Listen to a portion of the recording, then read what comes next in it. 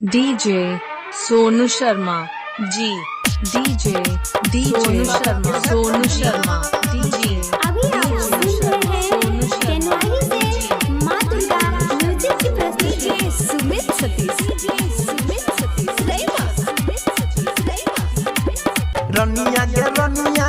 बनबे तुझे दोसर के है कनिया गे रनिया के रनिया बनबे तुझे दोसर के है कनिया दीवाना के छोड़ के दीवाना के छोड़ के दीवाना के छोड़ के है दीवाना के छोड़ के ते ससुरा जे जइबे तो डीजे बजा के गरिए बौगे सुन न रनिया के रनिया बनबे DJ Sonu Sharma जी DJ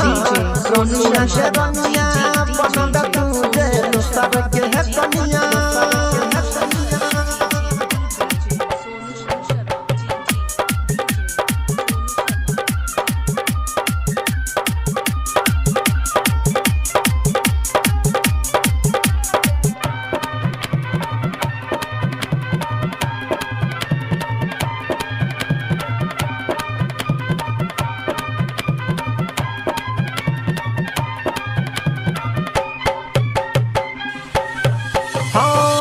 चक्कर में छोड़ लियो पढ़ाई गे भ गेलै साथी संगे खूब लड़ाई गे भ गेलै साथी संगे खूब लड़ाई गे तोरे चक्कर में छोड़ लियो पढ़ाई गे भ गेलै साथी संगे खूब लड़ाई गे एक बेर पैर तोड़ल को तोहर भाई गे सदर हॉस्पिटल में पड़ल कही दवाई गे सदर हॉस्पिटल में पड़ल कही दवाई गे तैयो मुंह मोर के तैयो मुंह मोर के तैयो मुंह मोर के केते ससुरा जे जइबे तो डीजे बजा के गरिए बौगे सुन न रनिया के रनिया बनबे तुझे दोसर के है कनिया गे रनिया के रनिया बनबे तुझे दोसर के है कनिया दोसर के है कनिया दोसर के है कनिया DJ Sonu Sharma जी DJ Sonu Sharma Sonu Sharma जी Sonu Sharma Sonu Sharma जी